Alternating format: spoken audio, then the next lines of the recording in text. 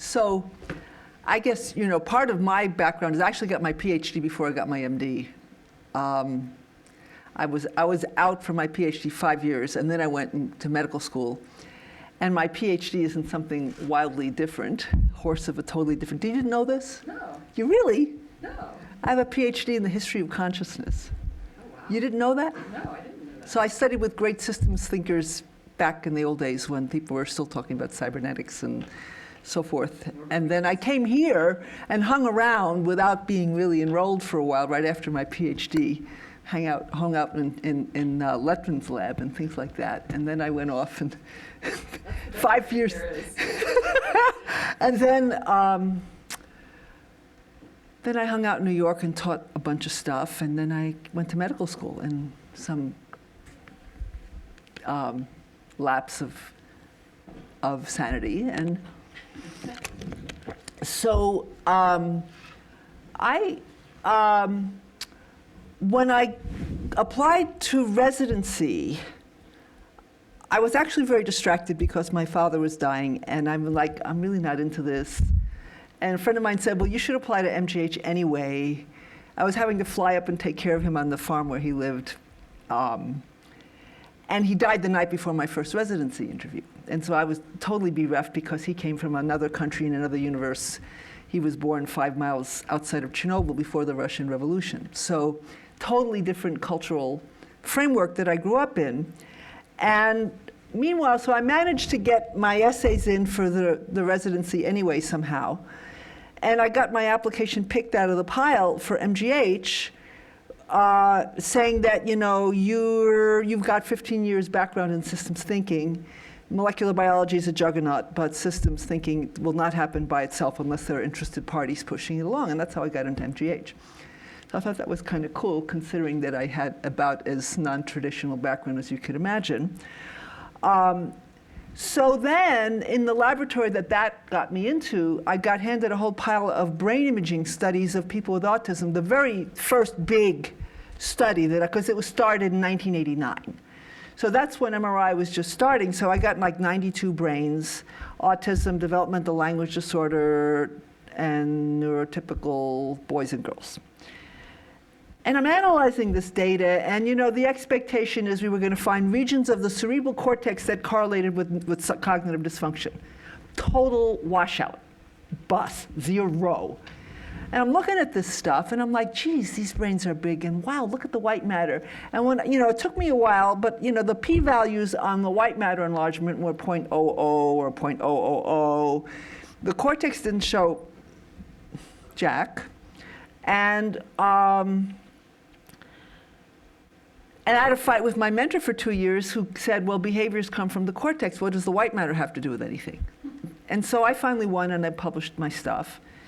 And now, of course, a lot of people have found that there's stuff going on with the white matter. White matter has become much bigger than it was before. But that led me on an adventure. So why would diffusely, but not entirely diffuse, bigger in the prefrontal, bigger in the later myelinating areas, why would that be associated with a relatively replicable pattern of behavioral problems and cognitive problems and issues? And around the same time, I found out in 2002 that Andy Zimmerman and Carlos Pardo had identified neuroinflammation and activated glia in the brain, which they published in 2005. And I published my white matter enlargement stuff in 2004. And then they went back, Pardo went back and looked at his, white matter, his glial stuff, and found that the glial activation was bigger in the outer white matter where I'd found the enlargement. And like, whoa, are we looking at an inflammatory problem that's even driving the brain enlargement, which is still not an established thing. But it was, because part of the problem is that MRI, there are not good in vivo methods for detecting inflammation except this one PET thing, which up until recently you weren't even allowed to do because it had taken out some people. So here I go from looking at cognitive associations in the cortex to white matter to enlargement. And that gets you into systemic disturbances of physiology. And that's so then so this whole body approach to brain health that I'm talking about, that's kind of how I got there. And the other part of how I got there was seeing patients and listening to these people come in. I was seeing patients at McLean, and I was seeing patients at MGH.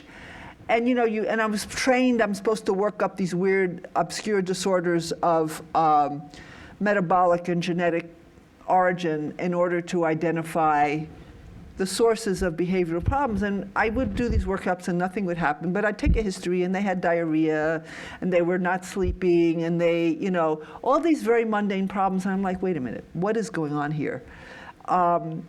So I eventually decided that I wrote a paper in 2005 called Is Autism a Brain Disorder or a Disorder that Affects the Brain? And the reason I did that was that as a child neurologist, you do so many metabolic workups and you see that the metabolic problem is not confined to the brain. There are patterns of the way different metabolic changes impact different sets of organ systems. And so that influenced me to think that this is what was going on here. But then the question is it an inborn error or is it an acquired error? Is it a primary error or is it a secondary error? So that's by way of introduction how I got here. But the rest of it, I might as well just blow through it. If you don't understand what I'm saying, let me know. You guys are smart, so I'm going to talk fast, and then we can have time to talk. So first of all, many of you may know this, but a surprising number of people don't, that the brain is not just neurons. There's a lot of other cells there, and in order to understand, and I've given this talk to people who are interested in food, nutrition, and lifestyle, but how do these things impact brain health? You need to think about the physical and the biological aspects of the brain.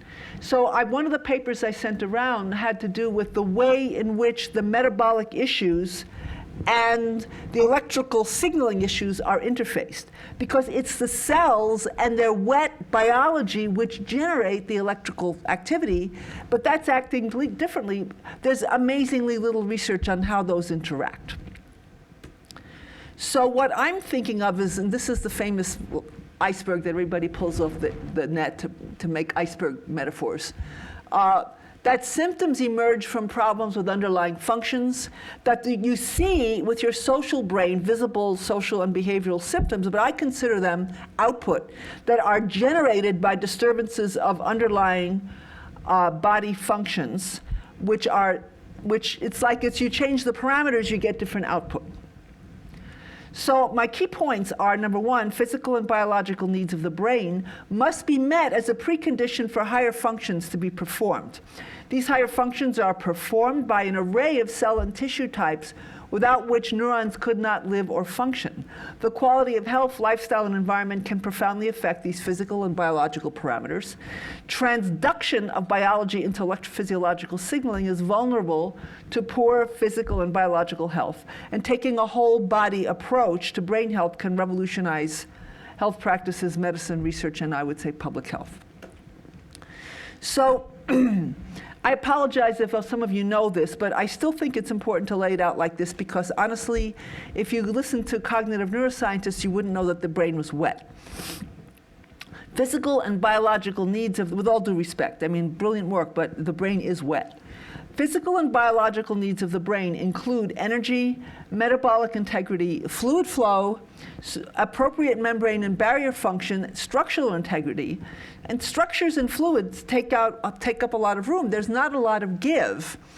And so by the time you're old enough when your sutures fuse, you get some kind of ionic problem, fluid problem, takes up space. So getting squished interferes with function, pardon my technical language. So again, another simple-minded but very important thing, all the parts influence each other. Body cell health problems lead to brain cell health problems. Brain function glitches, sorry, doing this. When you have these brain function glitches, which we can spell out, but let's just call it that for now, you're slower to learn skills. And when you're slower to learn skills, can I even see this on here? No, I can't. Good. You're more easily stressed and overwhelmed. And I'm dealing a lot with autism. Now, you guys aren't here for autism. I still haven't written a lot of my stuff that I have in my head, and I'm collaborating with my secret collaborators.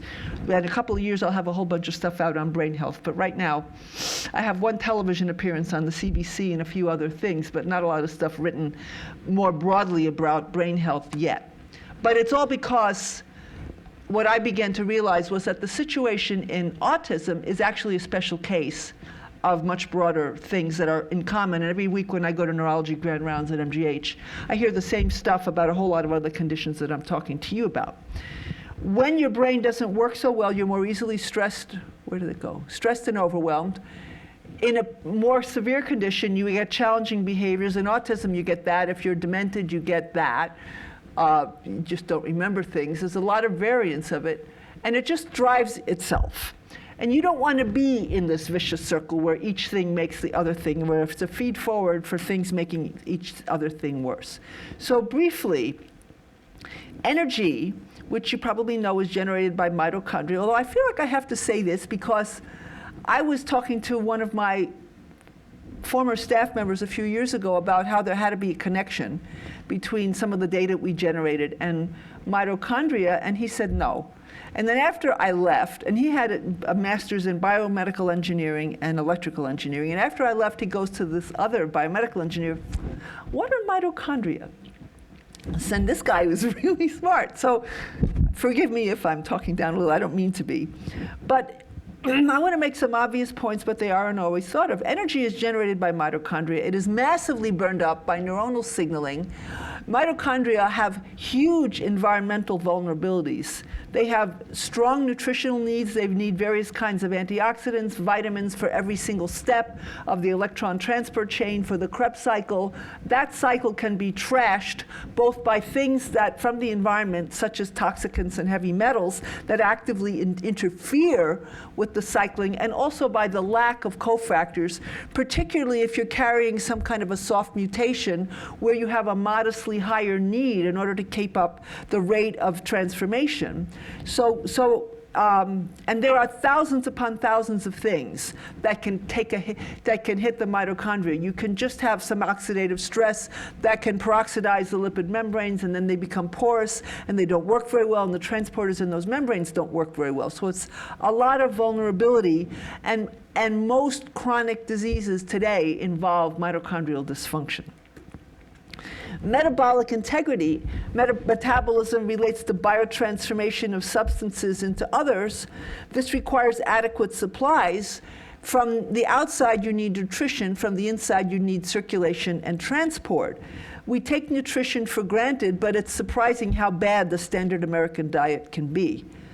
Integrity of structural frameworks in which the biotransformation takes place is also important, and I just referred to how big of a hit you can take from lipid peroxidation and other kinds of damage to membranes, both the cell membrane and the membranes of the organelles. And also, you need to not have damaging interference from things that shouldn't be in there.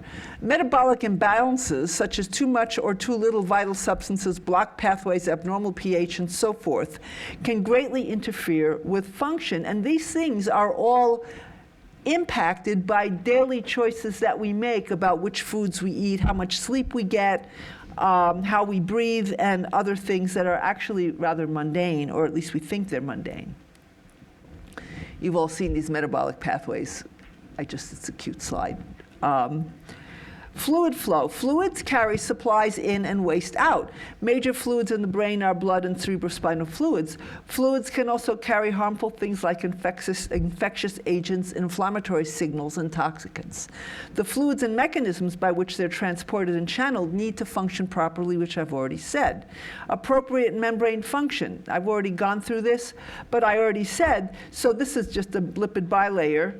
And the spaces, the discreteness of the distinction between one membrane-enclosed compartment and another allow different chemical and pH conditions to be maintained. And when membranes are damaged and they're brittle or porous, the integrity of the spaces is compromised. The disorder, the level of disorder and entropy goes up, and the quality of the precision that the cellular systems can maintain in maintaining an organism is degraded. And just hang on to that, because I think that's a really huge thing in generating the kinds of problems that we see in many conditions. So injury at the cellular level, I got this from Jill James, who spent her life studying oxidative stress and was about to retire when she figured out that this was present in autism. She was studying Down syndrome and was given controls who were siblings, non-Down siblings of people with Down syndrome who were as messed up in the oxidative stress department as were the people with Downs. And so she got into this. And these are the kinds of things that can occur: protein damage, membrane damage, DNA damage, lipid peroxidation, leaky cell membranes, influx of calcium, permeability, cell swelling, mito damage. And this is a free radical. So this is stuff that can start to happen in anybody. When it gets worse, you start getting more severe conditions like cancer, among other things. Barrier integrity. So above the level of the membrane, the blood-brain barrier protects the brain from exposure to substances in the blood. It protects the brain more intensively than other organs are protected, but even there, the blood-brain barrier is not a complete barrier. It is very immature at birth, although I recently read an article denying this. Most of the stuff I've read says that's true. It can be made porous by inflammation, infection, radiation, pressure, nutritional insufficiencies, electrolyte problems, and more. It is naturally porous at certain points, so chemosensing can occur, but these points also often open the brain to noxious substances. So you have circumventricular organs. Your brain needs to get kind of samples from the blood so it knows what the pH is, if there are toxins, if there are things that are wrong, so it can guide the various neuroendocrine, hormonal, regulatory processes. But the input into that sensory activity, so quote sensory activity, creates vulnerability as well. Structural integrity, I already briefly mentioned it. The brain is in the skull. Doesn't have room to swell. It is also encased by tough connective tissue structures, the dura, and when you whack your brain around in trauma, these things can be torqued, and it can subtly or not so subtly impinge upon blood vessels, nerve supply, and so forth. And even subtle displacements can bias and interfere with the fluid circulation and nerve supply. And there are also subtle brain movements associated with health that are just beginning to be monitored more carefully, various pulsings and so forth. And I'll get to a little bit about why that might be important. This is just a neuron cell body axon synapse. I won't dwell on it. Neurons are core components of the nervous system. They're electrically excitable. You know this, I presume. They process and transmit information by electrical and chemical systems. There are various types. The major categories are sensory, motor, and interneuron, high energy demand. Generally don't undergo cell division. And this is a synapse. You wonder why I'm blowing through this. It's a structure that permits a neuron to pass a chemical electrical signaling to another one.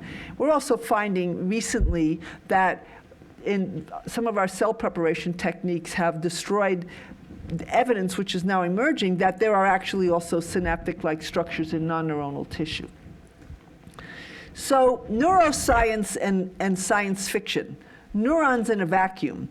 And I pulled these in a few minutes of time off of Google Images, just for the hell of it. They're mostly artists' conceptions, but if you look at it, it looks like the neurons are in a vacuum, that they're just sort of hanging there in space, and that there's nothing going on between them, and it's amazing. I mean, I could have sat there all day pulling artists' conceptions of neurons out like this, but this is total nonsense. Neurons don't exist in a vacuum. It's total fantasy. Where is the rest of me, to quote the immortal words of Ronald Reagan, from those of you who, most of you are not old enough to remember that. Neuroglial cells. I can't, it's funny, it's like one of those tests where you have to do it backwards because it totally doesn't show up on my screen. So that's a neuron, but this is an astrocyte. I love astrocytes. Look at, so it's a star-shaped cell. It has its philopodia on the capillary. It wraps dendrites and various cellular processes. This is ependymal cells. Oligodendrocytes are oligodendroglial cells. That's where the myelin comes from. And, sorry, what the hell happened?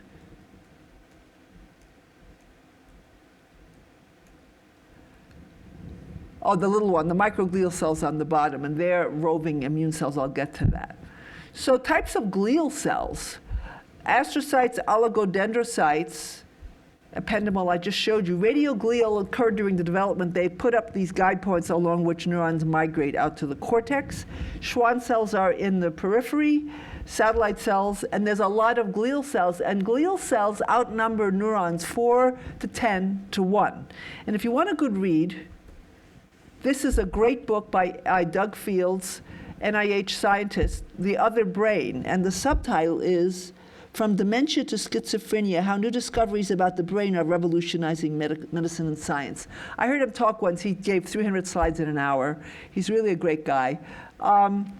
He had the kibosh put on a lot of the stuff he wanted to talk about glia, but it's coming around.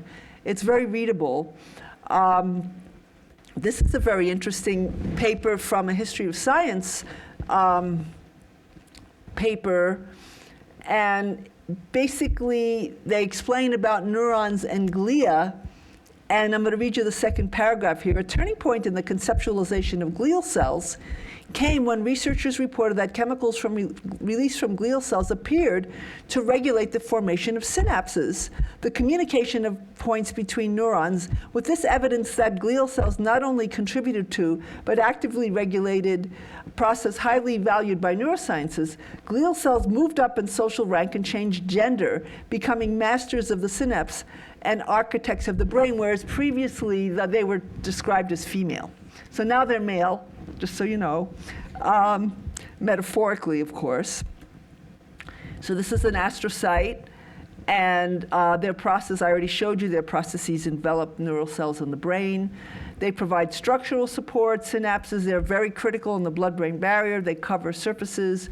They do a lot of repair work, or they fail to do it, depending on the balance between what they're capable of doing and how badly the repair is needed. And they support myelination. They modulate metabolism. Neurons could not make it without astrocytes. They kind of sort of outsource themselves, their functions, energy, iron regulation, neurotransmitter regulation, and glutathione production. How many of you know what glutathione is? Man, isn't that amazing? It's the most prominent antioxidant and detox chemical in the body. There are 87,000 plus papers in the literature about glutathione, in the peer-reviewed PubMed literature. It sneaks up, and we had a lecture a couple of weeks ago on traumatic brain injury, and the guy says, well, all these drug trials have failed, and then he shows in the middle, 3 slides on pediatric research paper of traumatic brain injury. After traumatic brain injury, glutathione and ascorbate, that's vitamin C, are deeply interconnected with each other, and they both plummet in traumatic brain injury. And if anything else should happen, an episode of hypoxia or a seizure, it gets even worse. Hardly been studied. In integrative medicine, people are using glutathione and giving glutathione IVs and all kinds of stuff all over the place, but you never hear about it. Every now and then you do. My former residency director at MGH, who's now deputy director of the NINDS, his first research was on this. But for some reason, it's a tripeptide, glutamate, glycine, and cysteine. And the cysteine is sulfur-containing, and sulfur is very sticky, and it's a very good detox thing. And it exists in 2 forms, reduced and oxidized. And reduced is potent, and oxidized is kind of used up. I'll get back to that a little bit. The tripartite synapse is a great concept. Phil Hayden at Tufts is one of the promulgators of this. Basically, you see in the picture, there's a synapse, which is the neurons. There's vascular and astroglial cells basically surround the synapse. They put, when they're in the resting state and they're relaxed, they put filopodia into the cleft, and they mop up glutamate after synapses. When they're activated, inflamed, they withdraw the filopodia and the glutamate hangs out there. I'll show you more about that later. And actually, I do not have this in, maybe I do, but there's actually now another concept called the tetrapartite synapse, which has all of this plus the extracellular matrix, because that vacuum where all the neurons were is actually filled with extracellular matrix. All kinds of stuff, all kinds of glycosylated and some kinds and sulfated proteins, which are like a giant filtration system that filters the fluids, the interstitial fluids in the brain. Glial transmission, glial cells play communication functions. It's analogic. They use glial transmitters. They communicate directly with each other through gap junctions that allow calcium waves to transmit rapidly across large areas of the brain. And this to me is huge in the sense that most of the connectivity research going on today assumes that there's a direct relationship between the axonal architecture of the brain and the way connectivity works. But if it's going through the astrocytes and their gap junctions, that's not anything that's confined to axons. So this whole idea that we're going to spend $100 million of federal money to support brain research that's largely related to correlating fMRI signal with the fusion tensor imaging mapping of axons leaves this whole thing out. Also, there are autocrine or paracrine signaling functions that can occur from glial or neurotransmitters in extracellular space. Gap junctions, this is just a picture. They have a closed state and an open state. They just kind of shift. They allow electrical, chemical, and small molecules. They prevent, when they close, they prevent leaks. They communicate when they're open, not closed. They can be closed by a variety of stressors, including low pH. This is a nice paper. Astrocytes conspire with neurons during progression of neurological disease. And then they've been found to be key regulators of disease progression, Rett's, Parkinson's. It's been shown that astrocytes can even initiate certain disease phenotypes. So this is a whole area of understanding that neuronal diseases don't necessarily come from neurons, that may be a downstream impact of what's going on with other cells in the system. Astrocytes have plasticity. They're actually mobile. They can cruise around. They display structural plasticity. We tend to think of the brain as a mapped-in set of circuits, but in these cells can undergo morphological changes in a matter of minutes, which alters extracellular space as well as relations with neurons.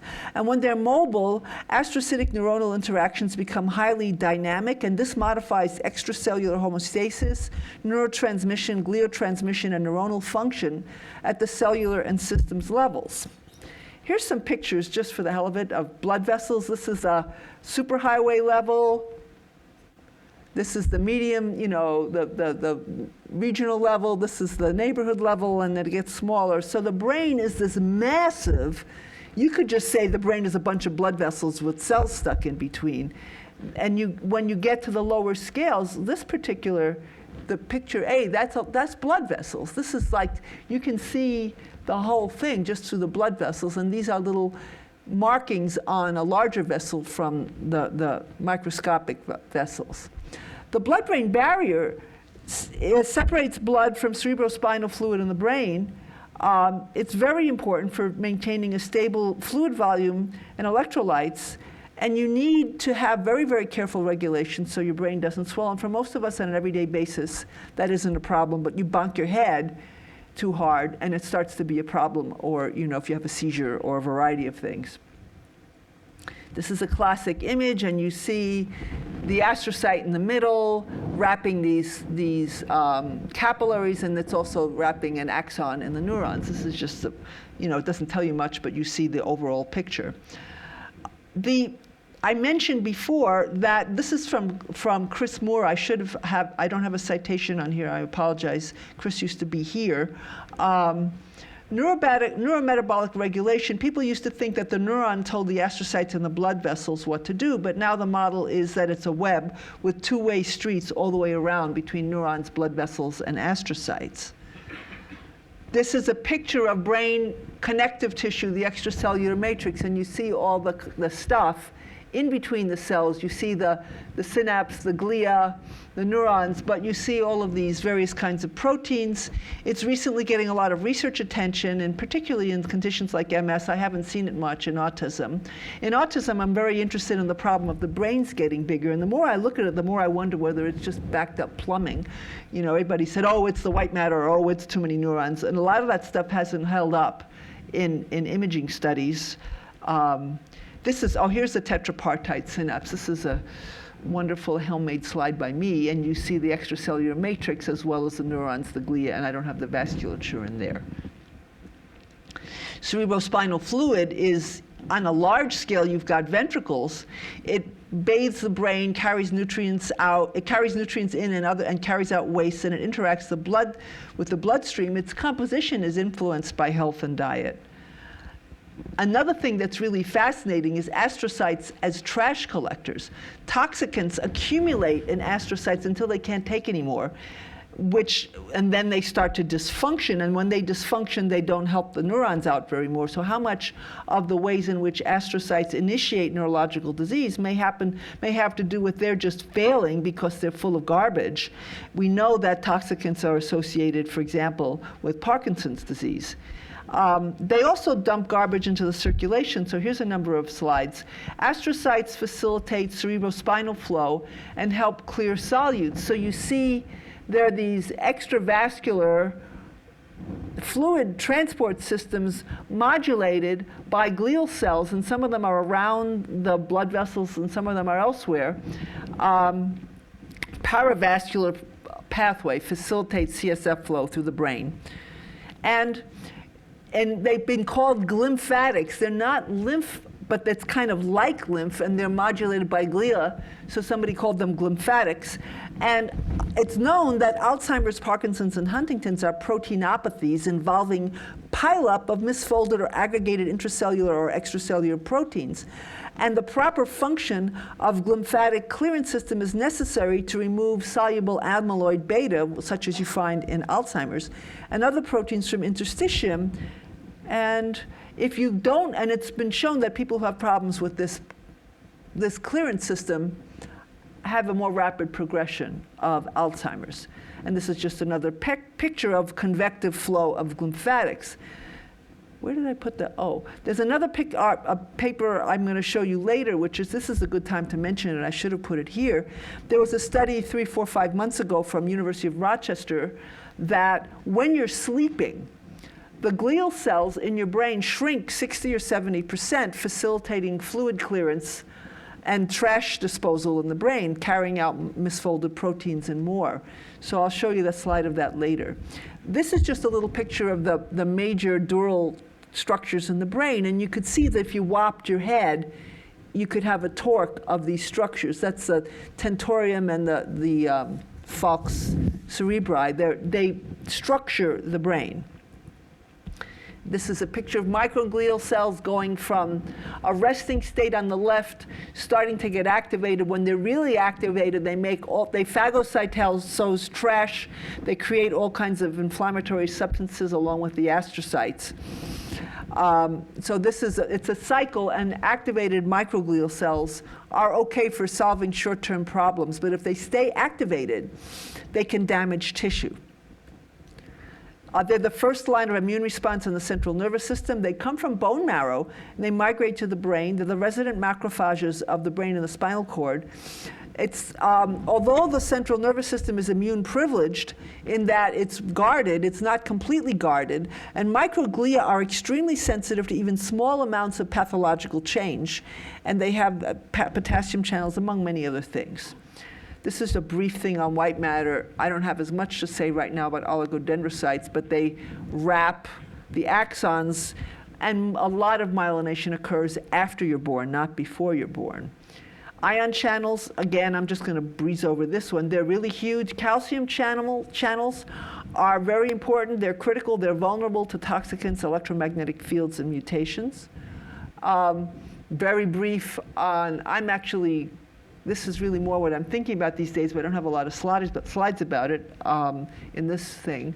There are many different kinds of oscillatory functions in the brain. Different frequencies relate to different levels of consciousness. And I don't really know how, I'm looking for literature to talk about the way in which some of the cellular and metabolic things I was just talking about may alter the power spectrum in an EEG, but I haven't found much on it yet. So just a little more on EEG. What is oscillatory synchronization, and why is it important? When different parts of the brain oscillate together at the same frequencies, this gets information transferred. And this is not just a function of hardware like the axons, as I mentioned before, but also of waves that move rapidly across the brain, including through astrocytic gap junctions. Now, here's a picture that I think is really important, and it comes from a paper called Inflammation and Its Discontents. You may remember Freud's Civilization and Its Discontents. The role of cytokines in the pathophysiology of major depression. And I pulled this slide not because I have a lot to say about depression, but because the phenomena mapped out in this particularly nice artist illustration are what I've been talking about, but this one summarizes it nicely. You see a blood vessel, you see red blood cells, and the blue things are like white blood cells. When you have a peripheral inflammatory response, it can cause violations of the integrity of the blood-brain barrier. And then here, you see whoa, it's like a drawing backwards. You see a resting microglial cell that becomes activated and becomes bigger and fatter. And one of the things it does is it promotes the transformation of tryptophan more into quinolinate than into serotonin. You also see between the red one and the green one, increase in inflammatory and excitatory cytokines, chemokines, inflammatory mediators, reactive nitrogen species, and reactive oxygen species. Now remember before I said that when a glial cell is activated, it doesn't pull the glutamate out of the synapse. So all those yellow ping pong balls are glutamate molecules that are stuck in there because they're not getting mopped out, and that's very pro-excitatory. And in a lot of conditions, you feed people, the noise bothers them, the sound bothers them.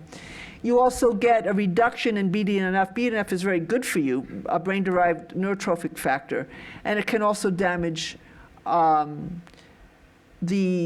oligodendrocytes and the myelin. But the point I want to make, it's nice to talk about all of these cellular things, but then what does that do to brain function? And I want to posit that at the level of the interface between metabolism, immune physiology, and brain communication signaling functions, that this brain inflammation can create cellular noise that can interfere with information processing. Now, I should say to you that in my work in autism and in other areas, I've become very interested in this issue of gluten and its impact on brain functioning. And I had a mom who's a doctor tell me that her 8-year-old kid with Asperger's begged her and her husband to let him have a piece of chocolate cake at a party, and he was gluten-free, and they said, you're not going to be happy if you do this. But he won, and he had the cake, and for the next 3 days he was miserable, and he kept saying to his parents, my brain is roaring. And I thought, wow, I couldn't have asked for a better story, because that's what I mean. It's like it's just. Then there was another paper, I had a slide about that's fallen out of my slide deck, where it came from the boy am I stuttering on that. The journal called Glia. I'd seen it in abstract form in 2004, it came out in 2007. If you inject lipopolysaccharide into the peritoneum of rats, that is how they mimic bacterial exposure, you get an increase in tumor necrosis factor alpha in the blood that lasts for 9 days, in the liver it lasts for a week, and in the brain it lasts for 10 months. So the question of cheating on your diet becomes a question of, if you already have brain inflammation, how badly do you want to set yourself back and for how long? Now, I made these phone bar things on an Excel thing. They're not, but when you have all this noise going on in your brain, you've got poor bandwidth, limited reception, too much noise, not enough signal.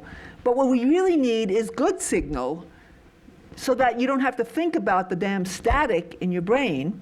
And this is some work that we did where we found in EEG studies, based upon some prior clinical observations with clinical EEG and evoked potentials, that we found on the left, red is autism, blue is controls, that there was more power.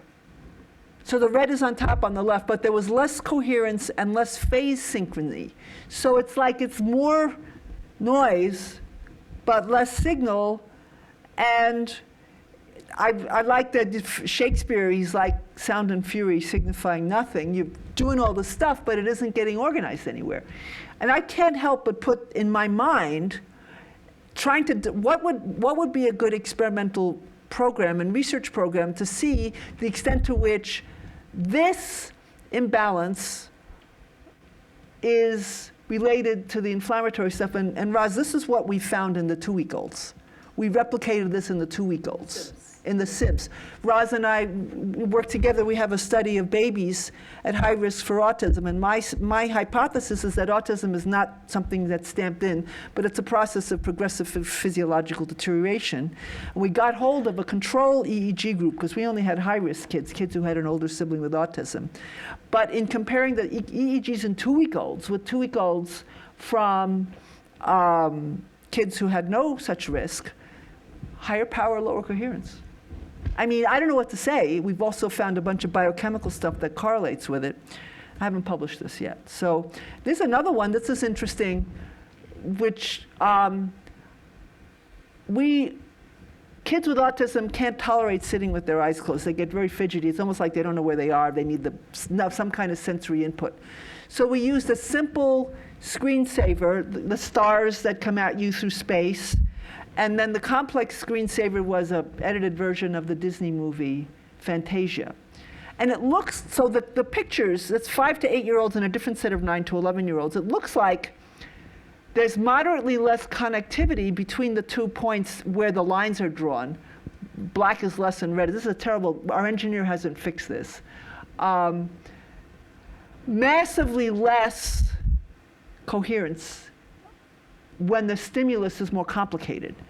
So it turns out that actually is the wrong way of saying it, that it's actually probably that the typical kids were able to generate somewhat more coherence on a moderately greater demand, but when the demand was higher, they way jacked up their coherence, and the autistic kids could not increase it. So it's like they were maxed out, and that reminds me of Matthew's data, with the autonomics, where you could stress these people, but they had nowhere to go because they were already stressed. And it looks like it might be the same thing here. So this is just a picture from the epilepsy literature. Peripheral inflammation, you could have gut infection or the lipopolysaccharide I mentioned, like a bacterial infection, creates immune system activation. That can get into the brain through vagus afferents, through crossing the circumventricular organs that I mentioned, through slipping through cells or just busting through. Then you get the tumor necrosis factor alpha, glial activation, and that increases seizure susceptibility. This is something talked about freely in the epilepsy literature. So overall, what I would say is that environmental stressors and poor quality inputs, so either too much bad stuff or not enough good stuff, are contributing to a ongoing chronic degradation of brain and body function and an increase in entropy, which I already mentioned earlier, in terms of the idea that if you have a compromise in membrane integrity, it's more entropic. There are many ways of increasing excitation, genetic and environmental, many ways of decreasing inhibition, but the overall outcome, so that leads to huge heterogeneity. Like we were talking, Roz and I, before we came here, that if you think of autism as a system where the parameters are altered and the output are different, it doesn't tell you anything about this particular alterations of the parameters. So more irritability, hypersensitivity, and overload. But at the informational level, that means reduced informational complexity, reduced informational organization, reduced signal-to-noise ratio, and increased chaos and confusion. And that's just And that could lead to different things at different points of life, then depending on which systems it hit. So it's not that specific.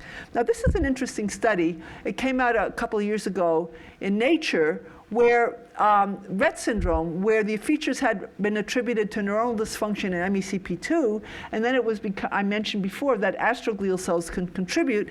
Now, in this study, they gave a bone marrow transplant of wild-type microglia to animals with the Rett mutation, found increased lifespan, normalized breathing, increased body weight, and improved locomotor activity without doing anything to the neurons or the MECP2 at the synapse.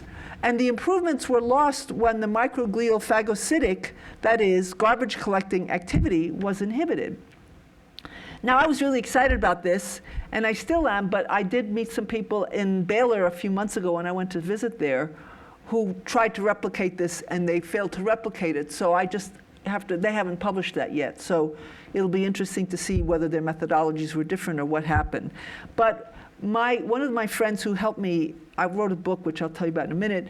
Mickey Ashner, who's a neurotoxicologist who specializes in astrocytes and in toxic impacts, he said the glial cells are the garbage collectors of the brain. I imagine the microglia are too, but one day I was bored and I Googled glia garbage collectors, or I think I did in PubMed, and I found these papers. So on the left, you see these glial cells that had phagocytose. They'd chow down lipofuscin, which is a pileup of protein garbage that occurs in various neurodegenerative diseases. In the middle, you see a blow-up of that, a garbage-laden astrocyte sidling up to a blood vessel. And here you see it basically dumping the trash into the blood vessel. I just think it's cool. I mean, how many of you seen pictures of cells taking out the trash? The way they did that was they had a very intense nutritional stimulation of these animals. They wouldn't do that unless they were heavily nutritionally stimulated. Otherwise, the garbage just piles up. But to enhance the ability of the system to mobilize the resources it needs to get the trash out, they had a bunch of vitamins and fatty acids and so forth. I'd be happy to have the papers. I'd be happy to share it. I didn't want to overstate that, but you also mentioned earlier, is that what happens primarily during sleep, or is that? This is like, they're two separate studies, and I don't know. I don't know if anybody's ever looked. I mean, I think that in the sleep thing, whether that happens more in sleep, I don't know. The sleep stuff was more the transportive stuff in the fluids, whereas this is phagocytosed garbage being dumped into the blood vessels. Whether this also happens in sleep, I don't know. Whether they're related, I don't know. I mean, people weren't even talking about lymphatics until the last 3 years. So I don't want to overstate what all that means, but it's a good question.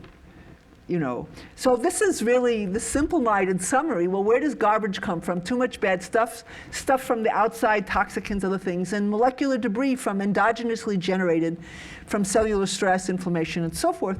And not enough good stuff, not enough nutrients needed to run cleanup operations, blood flow that could be. Now, one thing I didn't say is that when astrocytes are activated, they swell and they can compress capillary lumen by as much as 50%.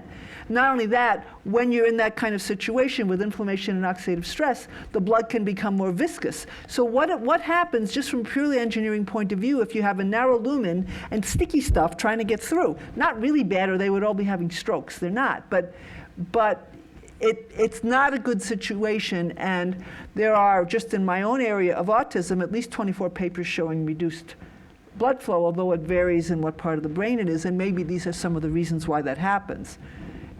So this is that study about the sleep.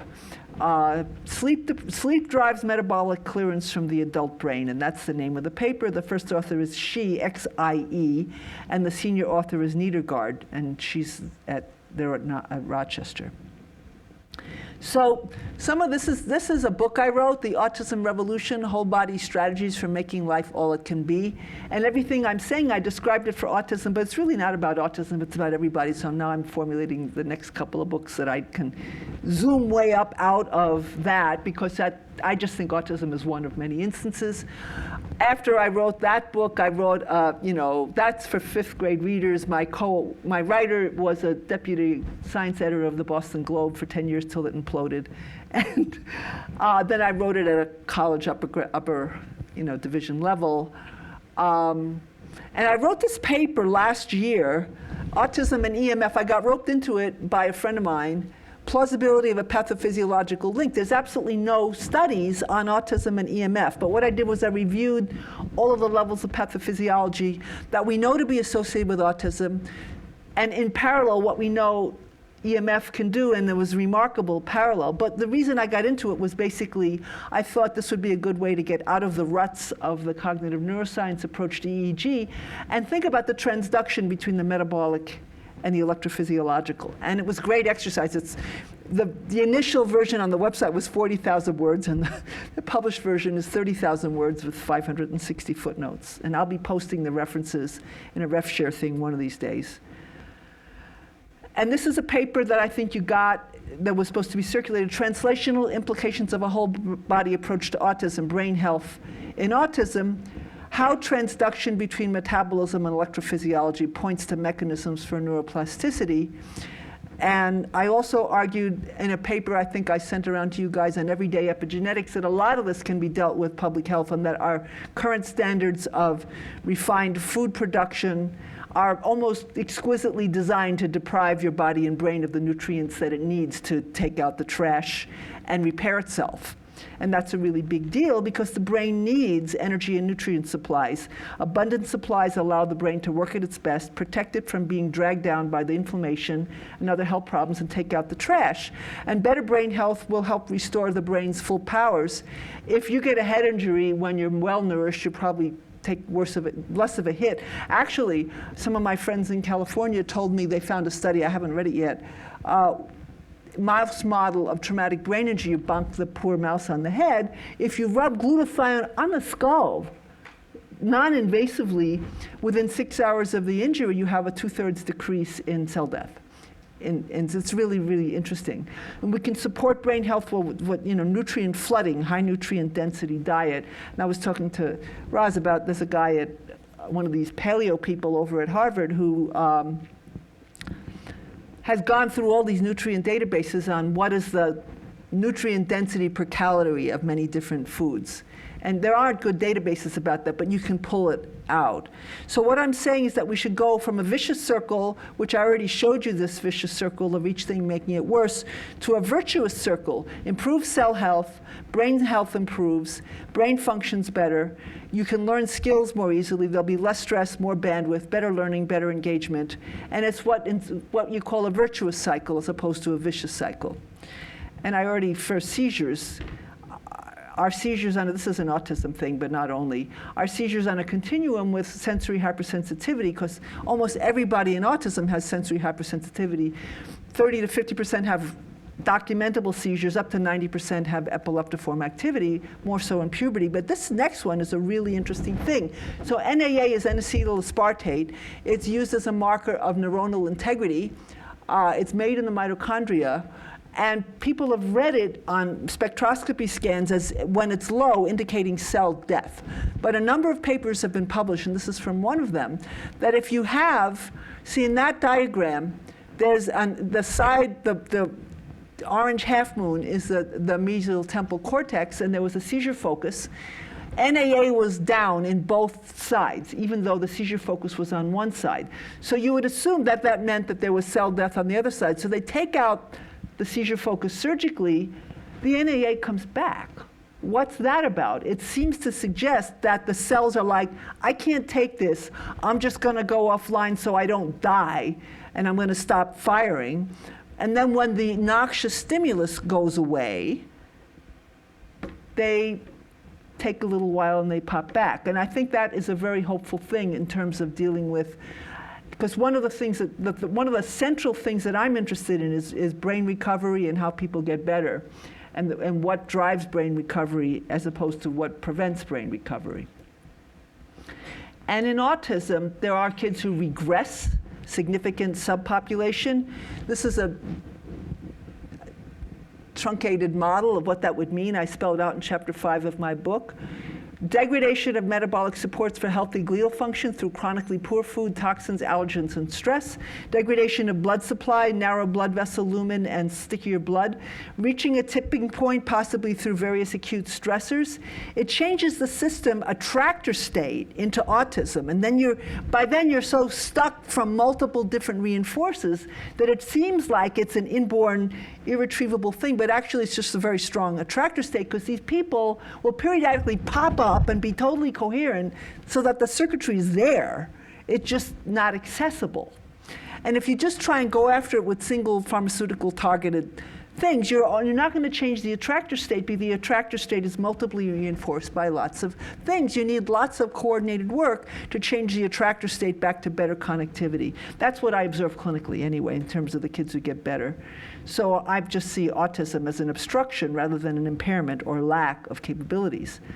So what I'm interested in is studying brain change. I want to get funded to study progressive serial. I'm doing glutathione spectroscopy and mitochondrial spectroscopy and blood flow imaging with magnetic resonance imaging, and correlating that with signaling stuff. And also I'd want to get the box to do this on a dietary study. That's my research program, Transcend Research. I have a blog, Autism, Why and How, where I talk about different theories of autism. I haven't kept the blog up, though I haven't kept the website up, but it's really an interesting take on the different theories of autism. That's my book again. I guess I put that in twice. So I guess the final point is that I already said that these problems seem to increase entropy. And I think that what I talked about in the EMF paper was, do we want to detune the brain, or do you want to have it optimally tuned? And to have it optimally tuned, it's very helpful to take care of brain health, which is a practical thing, which emerges from healthy choices about whole body health. And a brain with cell health problems will get detuned very easily, but a healthy brain has the best chance of being optimally tuned electrically, and everyday lifestyle modifications can make a big difference. I think I circulated a paper called Everyday Epigenetics. That's what I had to say. Thank you for listening.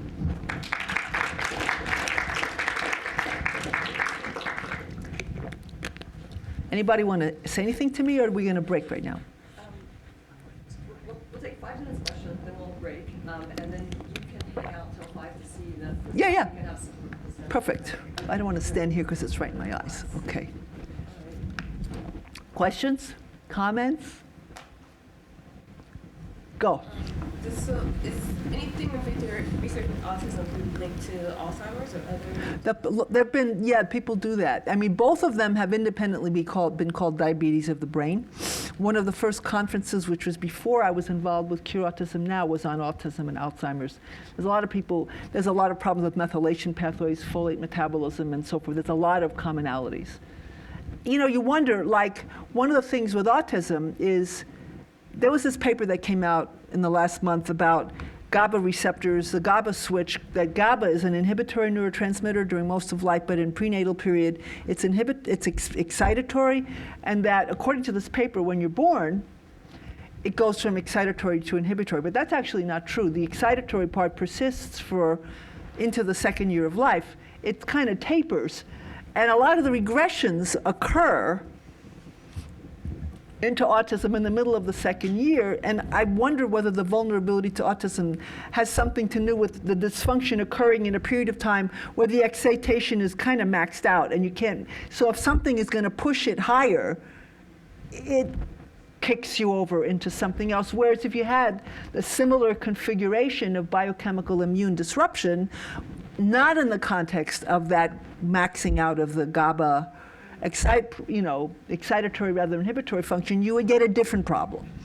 So it's sort of like, I can't prove that, but it seems like a reasonable thing to think about, that the reason you have these similarities in underlying metabolism, immune disruption, but a variety of different outcomes is partly related to the point in time at which these things occur, and partly related to genetic and other vulnerabilities. So I know autism, people here may not know, autism is, you get the diagnosis if you have a certain number of behaviors on a checklist.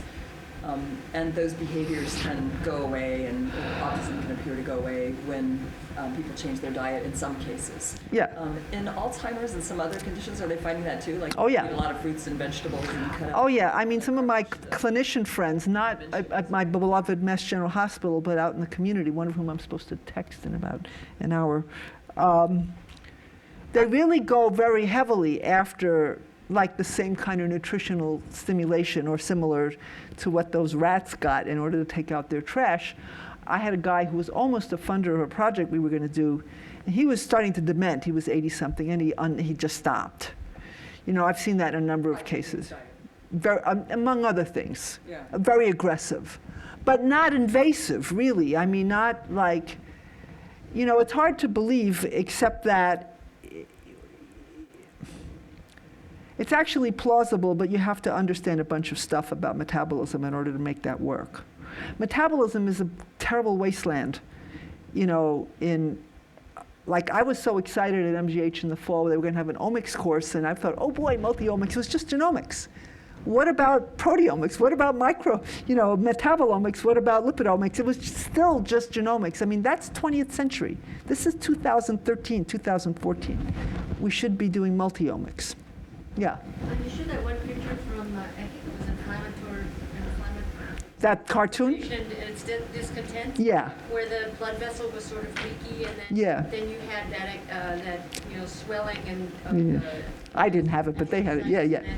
And then you had all that stuff building up in the synapse, and it made me think of migraine, and the kind of a sensory sensitivity that happens with migraine. Yeah, I mean, I think that I don't really have migraine all figured out. I had a period of time when I wasn't feeling so well, and I had to take the bus, the shuttle from Charlestown to MGH, which I had to wear earplugs because the noise bothered me. And I was having PVCs, and then I realized I was somebody said you should try magnesium, and I popped some magnesium, and the whole thing went away. 68% of the American population is magnesium insufficient. The diet is terrible. We don't eat enough vegetables.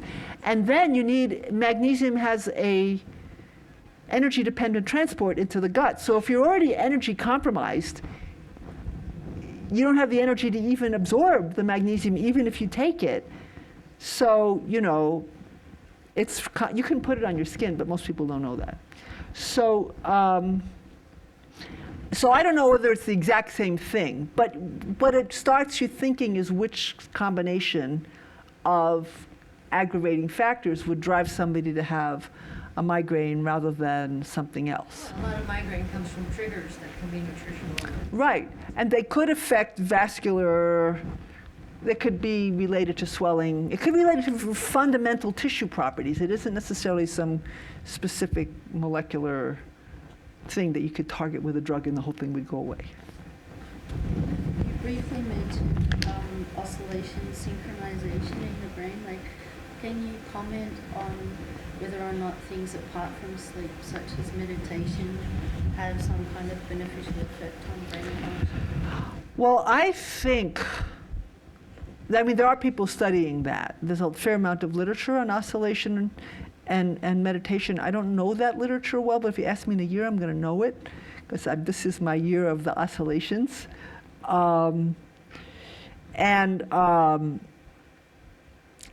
It's a really hugely important issue. One of the problems with EMF is it's been assumed for a long time to be if it isn't causing heat, it's not going to be a problem. But it comes in at these frequencies which are not particularly biological, and we don't understand very much how it detunes or it alters. Or for all that matter, if you pick the right frequencies, could it be better? But, so yeah, there's so many reasons why meditation could help, ranging from just calming your autonomics, which getting out of that feed-forward circle because you're at least being present and not, because when you're stressed, you're just running around like a chicken with its head cut off, not being very perceptually aware, and you're dissipating your activity, and you're going to fall down and drop something, and you're just going to make a mess. And that mess will feed in. So that plus more finely tuned things. That could be the topic of a whole other thing. I'm going to have us give you thanks, and then we'll have a break. And if people want to catch Martha during the break, do that. And she's going to hang out for the student presentations. Thank you so much. Sure, thank you. Thanks for listening.